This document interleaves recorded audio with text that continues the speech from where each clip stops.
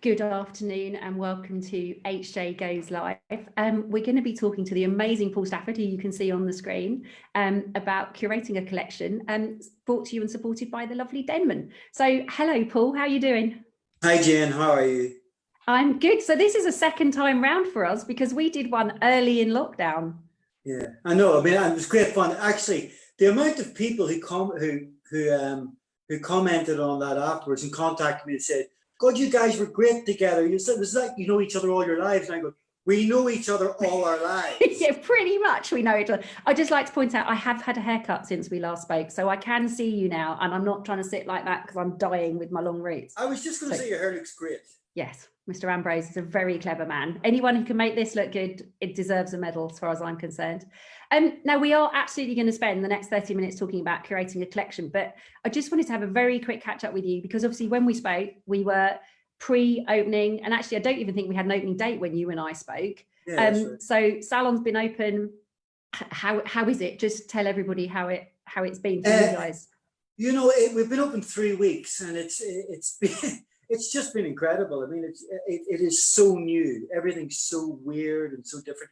Obviously, the clients are delighted to be back, and we're not doing as many clients like everybody else. We're going through a whole new system. It's great to be back. It's really good to be back behind the chair. Just that connection with people. I didn't realize I'd missed it so much, and that's been phenomenal. But the thing that we have really felt incredibly empowered by is just the commitment of our team has been phenomenal. We spoke to our team about 3 or 4 weeks in advance and told them we don't know what the changes are going to be like, but they're going to be changes. There's going to be changes to how you work, when you work, how you're going to look when you work. And, you know, every single one of them have literally stepped up to the mark. It's been such a heartwarming and an incredibly powerful experience working with a bunch of people who have committed 100% to this new way of working. And I can't thank them enough, because literally every Saturday night when we finish, it's literally like we're walking out of the trenches. And, you know, everybody's, you know, thanking each other, thanking the assistants. You know, there's a lot more care in the salon for each other. And there's a lot more understanding and appreciation of what everyone's job is. Right. So for me, that's been, I think Lisa and I that's really touched us. It's been a heartwarming experience. And I have to say, we're indebted to them. We really are. That's really cool to hear. And I know you talked about you'd had time to think, as everybody did during lockdown. Have you managed to stick with any of the things that you thought you might do, or is it just all gone straight back to work? And no, a lot of the things that we said that we were going to do, we've stuck to. Lisa and I have taken over the management of the salon. I've committed myself to being behind the chair from August, nearly 6 days a week. Okay. So that's, and you know, I've told, you know, the companies that I work with that I'm probably not going to be available for shows and seminars and things like that for the foreseeable future. It's time to get real. I mean, for me, this is the makings or the marking of what we do. We're hairdressers. Yeah. All the other stuff that we get asked to do, the shows, the seminars, the photographic work, these lovely things to speak to, they are the trappings of your success. Yes. What made you successful are the people in the chair. Yeah, and absolutely. For me, I feel obliged to be back doing my clients, but also showing my team that I'm with them. We're shoulder to shoulder, working together. And I really want our business to be back where it was when it was at its absolute height. And if anything, if the last 3 weeks are anything to go by, it's going to be okay. I'm not sure if we're going to make any money. I'm not sure whether we can stay in the premises that we're in. But we're going to give it a go. Yeah, you're giving it your absolute best shot. Absolutely. And lovely to hear that the team are with you every step of the way on that journey. Yeah, every single one of them. Like, you know, from the front of house team to the assistants to the the kids who come in on Saturdays, they've been 100%. I couldn't ask. I know a lot of people are saying this, and I know they were frightened beforehand, and their fears were very, you know, they were very honest and. You know, I completely get where they were coming from. And they were uncertain about the decisions that Lisa and I were making, but they've trusted us. They know that we have their best interests at heart. And they're repaying us by showing absolute loyalty, dedication, and just being decent people. Yeah, well, that's all you can ask, isn't it? And that, you know, that's that's what you want people to, you want to feel that your team are with you every step of the way, but equally they need to know that they're being led in the right direction, and that's really critical. Well, as you very well know me for the last 30 years, I used to lead my teams in the wrong direction, but that was very late. It was fun though. Yeah. Well, we talk about that a lot. What happened to those crazy days? We've all become very serious. Funnily enough, one of the great things that's come back into the salon is a bit of fun as well. People are some laughter and light. Yeah, which is great, you know. So no, look, Jane, I feel very I'm just glad to be back. You know, I never thought I would miss being behind the chair as much, and I think everybody in our salon feel the same. They're just really grateful that they have had the opportunity to come back and show their clients that A, they want to be there, but B, we're going to be better than we were before. Yeah, which is brilliant. Oh, it's lovely to hear. I'm so glad it's all coming together. So we're going to talk about your work with Denman, but also about how to put a collection together, because it's a question we get asked a lot, not just in relation to award collections, but in how do they put a collection together for publication in the magazine and that kind of stuff. So I think the best place to start is with the new beautiful collection that you've produced for Denman. Now, this was shot just before lockdown, if I'm right, because I was actually in Belfast and saw some of the images, and then we never went anywhere again after that. We were told to stay at home. So had you finished it literally as we were driving up the road from shooting in Dublin? Dublin was locking down. Literally, we were on the motorway and the news came through on the radio that Dublin was closed. So we were out of the city. We were out of the city on the Tuesday night, and the bars, the restaurants, everything was closing down. Wow. So we got back to Belfast. Within 2 weeks, the UK was shut down. Yeah. So it was miraculous. It was one of those incredible, and we had such a brilliant experience shooting Sci-Fi because, you know, everybody was on board with it, and getting it over the line was such an incredible thing. So we're very lucky. So do you think we should show the video to give people a taste of what we're talking about, or do you want to share anything first? Yeah, well, I think the one thing that I would say about you know, when we talk about collection, there is a big difference between shooting a collection and shooting a campaign, and we can talk a little bit more. And we really want this to be a campaign. We want this to let people see that this is a lifestyle thing as opposed to just a series of hairstyles. So you know. Okay. Sure. So Ambika, if you can share the video. Clearly, Paul, we weren't trusted with the sharing of the video. Quite right. Quite rightly.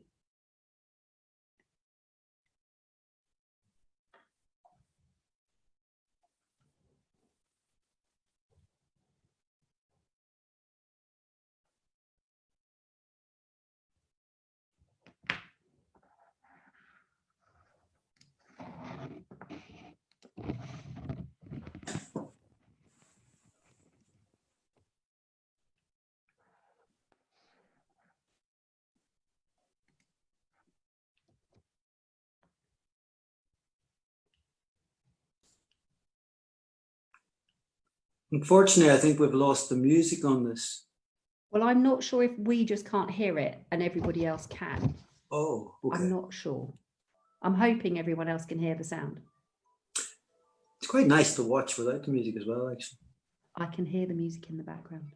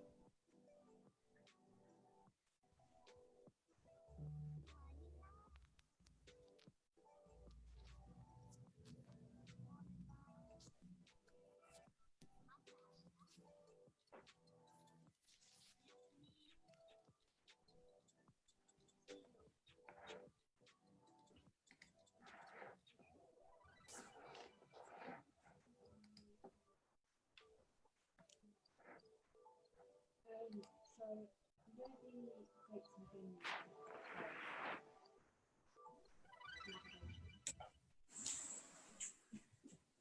So I'm hoping that everybody could hear that. They could certainly see it. And I absolutely see what you mean about a campaign. I mean, it's just stunning. How do you feel when you see that? Well, I haven't seen it since we shot it. So it's really, I'm just really pleased that we got it over the line. When Denman came to me and they said, look, we want to shoot something that looks like a proper fashion campaign, I was like, yes, we can do this. And then I really wanted to also bring into play the fact that Denman has always been incredibly inclusive and global. I wanted to work with all hair textures, and this was before people started talking about why can't we do more of this hair. So we were right on the money with regards to working with Asian hair, Afro hair, and also because Denman is huge in the Far East, huge in the States. I know. And for me, I just wanted to show that reach. But the story itself, when I presented it to Denman, they were like, "What? You know, what's this? What are you talking about?" Yeah, because I wrote a story. I wrote an actual story. Saitai is the Japanese for marriage. Okay.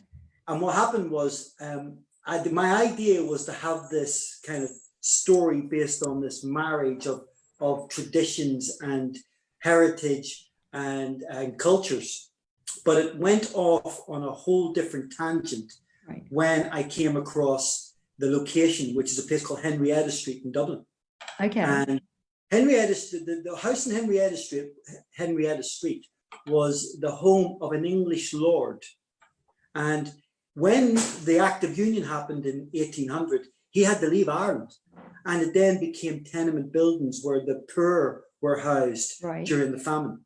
So I wanted to extend the story and bring it right up to date with Dublin's new sense of globalization and cosmopolitan outlook, and its attitude towards same-sex marriage and abortion and all those things, because it's so ahead of its time, given the history of Dublin and the sense of religious oppression and stuff.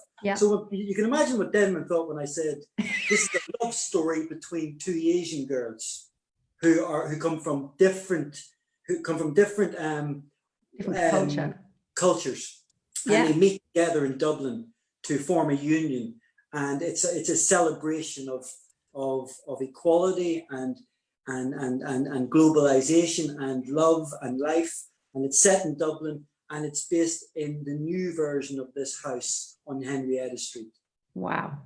So well, they said yes. Do you know, I got to tell you, with Francis and Philip and Martin at the time, they just went, "It sounds amazing. Do you think you can pull it off?" And I said, "I don't know. Let's give it a go." And actually, I was really inspired. I seen a campaign that Sam McKnight had done for Chanel. Right. And I thought, I can do that. I can do it. Yeah. And where did you start with that idea? Because I think a lot of people, it's like, what was the starting point for the process? The starting point was that I've always been obsessed with Japanese street culture. I love the way that they take, aspects of particularly British and American fashion and make it their own. They'll take things like rockabilly or, greasers or punks, and they reinterpret it. But they also add elements of traditional workwear, religious iconology, sportswear. So that's where it started. That was the starting point. And then it went off on a whole tangent. So. And then in terms of team, Paul, how does that work? So you have the initial idea. Do you storyboard? I mean, you said, Brandon Kurt Messenger said, this is why Paul Stafford is one of my all-time faves, incredible storyteller.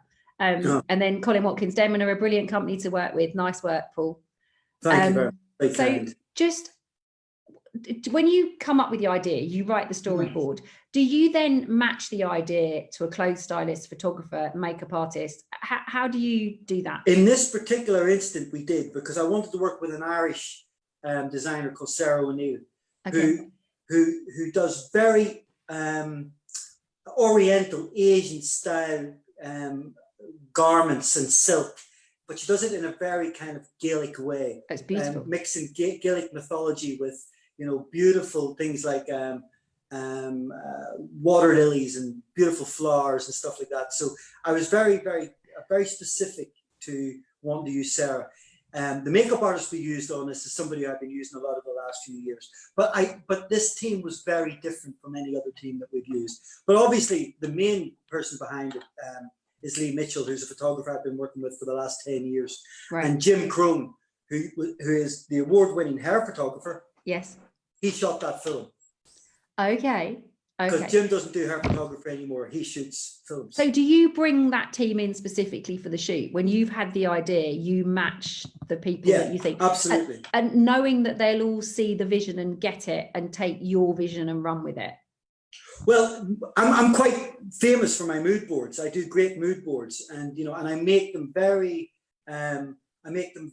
easy to understand, but also make them interesting for them to kind of see elements of humor, elements of my own interest, but also they're quite simple to look at and understand. So there's no layers of kind of misunderstanding. They get it from day one. Would you share any of those on your Facebook or anything we could link just so that people can see them if you've got them? Because I just think, so we will post a tag to your Facebook page or Instagram is at Paul. So the Instagram page is at We Are Stafford Hair, and you can follow us at my personal Facebook page, is Paul Stafford. But what I'll do is I'll make you a little video of all my mood boards. Fab. And because they're all in the salon, I keep them all. Do you keep them all? And do you reference them when you're redoing it, when you're looking at a new shoot? For things particularly a shoot that you're probably familiar with that Lisa and I done a few years ago called Control, which was that, when Lisa and I do things together, they're always the things that we love most, because quite frankly, she's a better hairdresser than I am, and therefore things look better. But also, when you get that influence of two people come from two different perspectives, you forget what elements were whose when you finish the shoot. So the mood board's a great way of remembering. So we keep them all. Yeah. So you keep them all together. And then when you are shooting, how do you take the team with you as assistants and stuff? How do you, because obviously lots of people want to work on a shoot. And how do you decide who goes with you and you put that together? So this is a brand new hair team. These are all my younger team on this. Wow. So Holly Lewis was responsible. So I did that little kind of box bob. She's responsible for the finger waves. Yeah. Beautiful hands. A young guy who works with us, Shane Breslin, who came up from Donegal many years ago, brilliant long hair. And Zara Colhoun, who was the finest in Northern Irish Hairdresser of the Year last year. She was my art director on. So, and then Lisa and I were obviously responsible for doing all the hair work. And what about the colour? How do you decide when you're doing? I mean, you've got so many different textures in there, but also so many beautiful colours that absolutely. Well, actually, all that team were all great colorists. So when I assigned a look to them, and I told them how I seen the colour working, I kind of just left it to them because I'm not a colorist. Lisa worked with them with regards to placement and tone, and she gave them great insight into what works on photographic stuff because she's got lots of experience.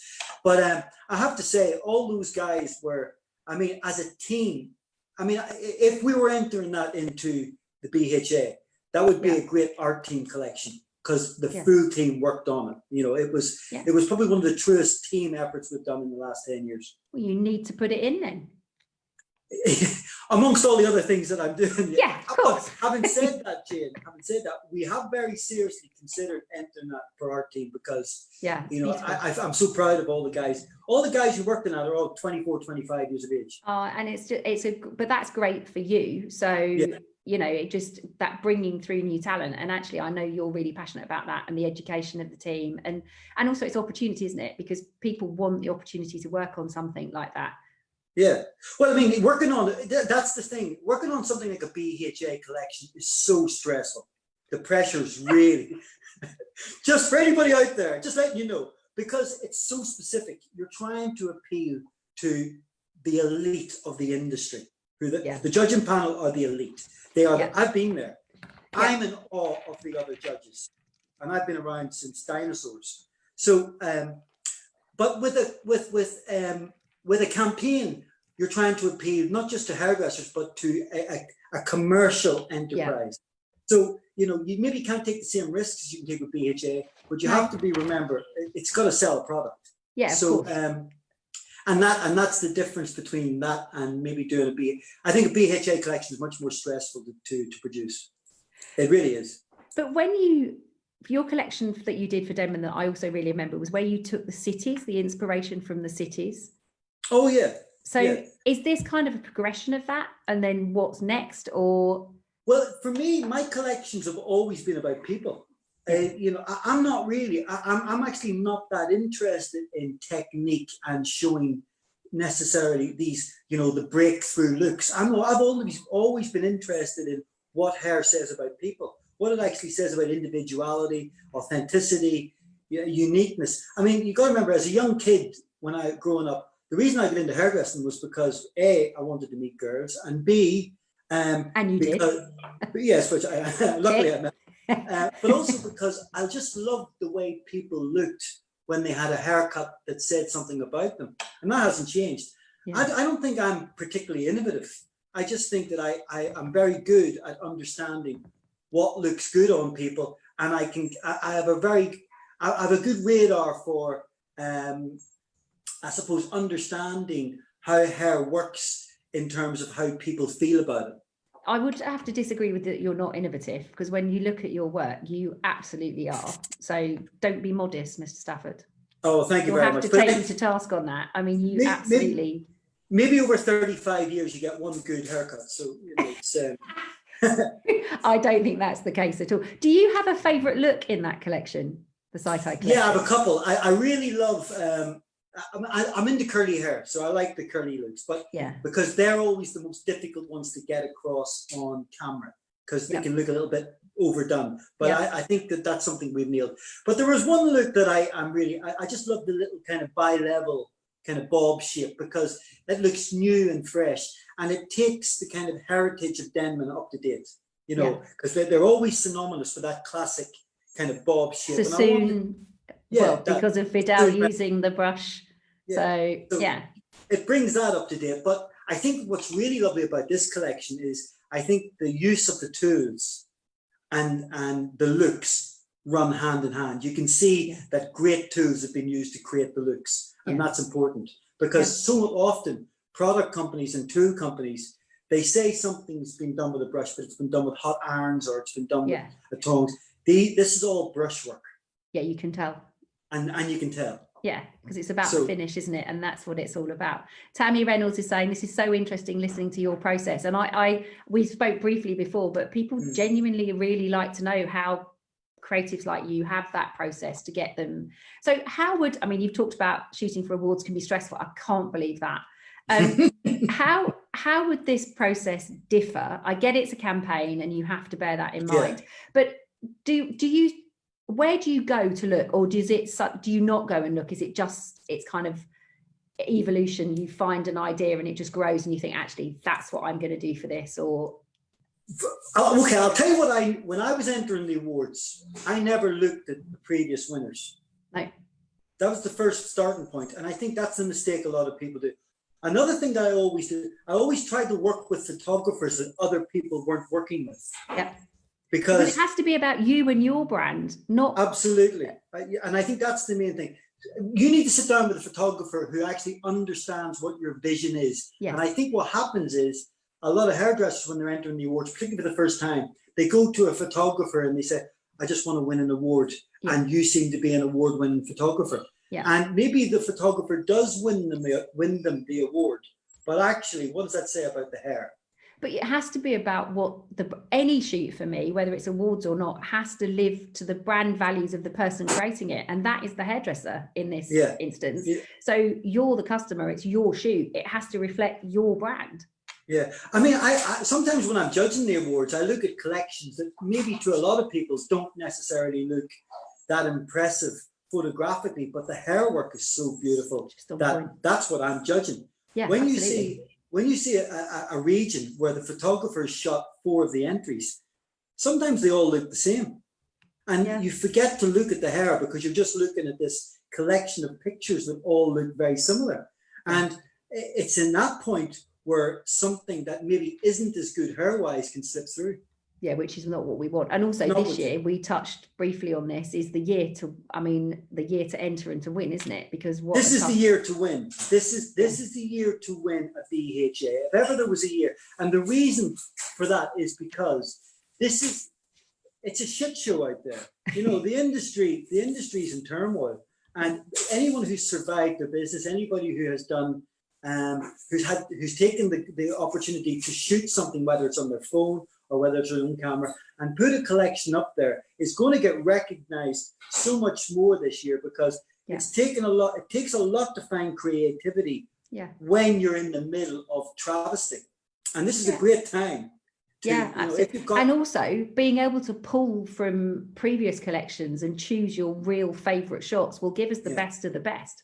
Yeah, I mean, I'm excited to judge the awards this year, because I think it's going to throw up some really, really good new talent, or potentially it's going to highlight some talent who's been out there for a long time who haven't got the recognition until this year. Absolutely, and the recognition that potentially they deserve. No, I don't disagree with any of that. You mentioned earlier on the shoot you did with Lisa, and Control. Is that your favourite ever shoot? Well, let me tell you why. Well, my third award-winning, the shoot that I did when I got into Hall of Fame is my favorite personal collection, because I invested so much in it. Because I remember saying to you at the time, if I don't win this year, I'll never enter again. This is the last time, of course. I've not heard that before. Yeah, of course. It's such a prima donna thing to do. I'm embarrassed even saying it. But when Lisa and I did Control, we went right back to our roots at the beginning. Right. We tried to use all the techniques and ideas that we had in the 80s. Plus, we looked at the Face magazine, ID magazine. We were looking at Catherine Hamlet, Body Map, Yoji Yamamoto, and trying to find images that really inspired us when we were young and reinterpret them. So, and it was the complete collaboration between Lisa's great aesthetic for beautiful, feminine, soft hair and my determination to put a hard line on everything. But it worked. Yeah, but it did work. And actually, can people find that on your Instagram if they want to look? It's on our new website. Okay. Let me just tell you, we had this girl who started with us before lockdown as my assistant. And during lockdown, we found out that she's a photographer. She is a blogger. She is an artist. Wow. And she built our website in lockdown. She's built our new website. So Megan, who's probably watching this, is responsible for our new incredible website, which has cost us nothing. But ingenious idea, you know, why would you not do that? Other than her time. And we paid her for that. Thanks. She'll be glad to hear, because we're not into child labour. But I spent £20,000 on a website one time, which never worked. Oh, God, yeah. So she's curated all our collections, all our films, all our shows. They're on the Stafford Hair website. It's all there. Because I think it would be great for people to be able to go and reference it. And also, having heard you speak about why you love that. And also your Hall of Fame shoot is on there too, isn't it? No, because it was shot in film. Oh. All the stuff that was shot in film's lost. No. Yeah. Oh, now hang on. You want me to find this? I owe you. I'm going to try and find it. So bizarrely, this is complete aside because everybody else is listening, but we have had all the videos of all the historic BHAs. So I'm going to see if I can get it for you. Oh, that would be so get good. Some images I haven't seen it since 1741. How old are you saying I am, Paul? I'm not going to be insulted by that. Well, I'm going to ignore it. Younger. You were always younger. So we've talked about collections a lot, but what advice would you give to people putting a collection together for the first time? For me, putting the collection together should absolutely be about you. I always tell people, don't look at Angelo Seminara, don't look at Akon Kanitsi, don't look at Trevor. It has to represent what you want to do. Yes, by all means, be inspired, be influenced. Yes. Even if you want, copy what they've done. Yeah. But it must absolutely say something about you.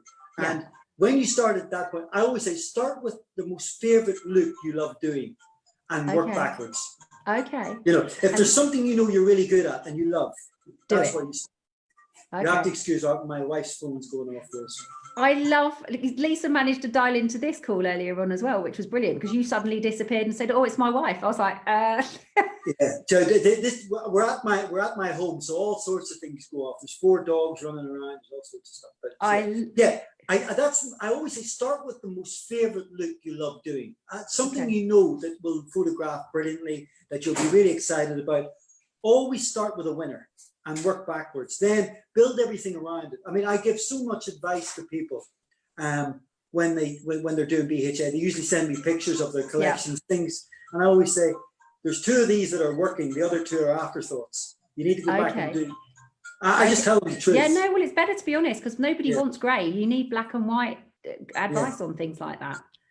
Okay. So that's my starting point. Also, get the best models you can get. I mean, they don't have to be professional, but you know, if you're going to do something really strong and very visual, it takes a really strong girl to pull that off. Because if the model looks underconfident, it's not going to photograph. So even if you've got somebody in the salon or somebody you know who works in the tattoo parlor across the street, you know, you only need 1 picture. You can shoot them all day. All you need is 1 image, you know. And then also, I don't think you have to shoot it all in 1 day either.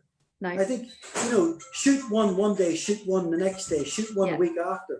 Yeah. So that's kind of my.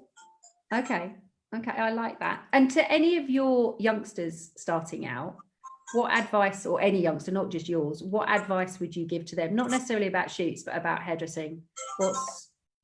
I think in this climate, I think that it's really important that people don't look at Instagram and Facebook for the idea that gives you what hairdressing is about. Hairdressing isn't about being Instagram famous. It's not about having 40,000 followers. It's about making people happy. It's about putting somebody in a seat and watching their smile get broader and broader and broader as you create better, sexier, shinier, healthier looking hair. And when you get that feeling, which I am feeling again after all these years, then you realize that's what being a hairdresser is about. All the other stuff is the side product of being good at that. I had a guy who came to speak to me for a job in the last couple of weeks, and he said, "Oh, I just love all the stuff that you do on you know, all the shows and all the photographs." And I said, "Do you think that's what I do?" And he says, "Well, that's what it looks like you do." I said, "No, I do 10 clients a day, 5 days a week." Yeah. Absolutely. That's what I do. Because actually, that's what pays for you to do a lot of the time. The other stuff, that's the fun stuff for a lot of people, isn't it?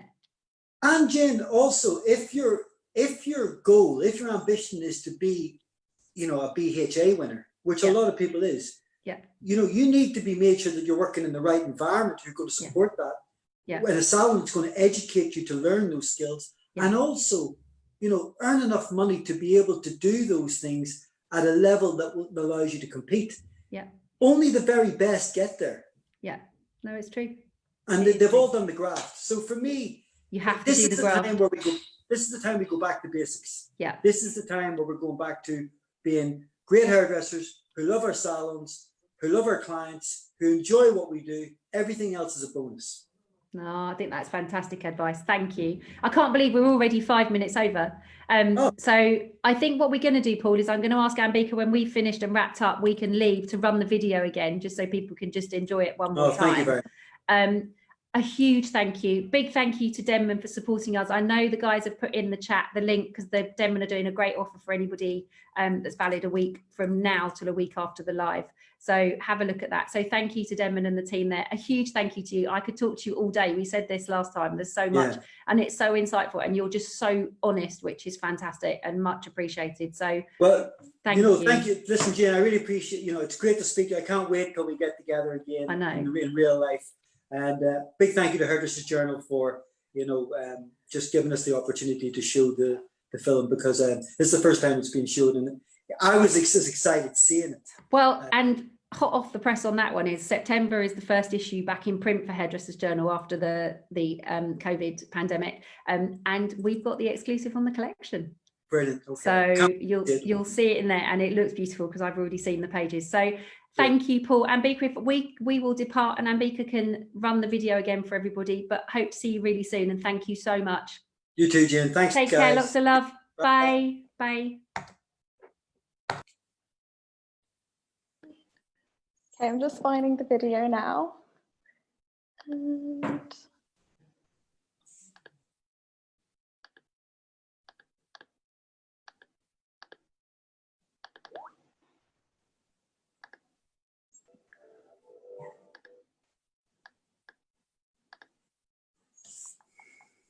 sharing screen. Perfect.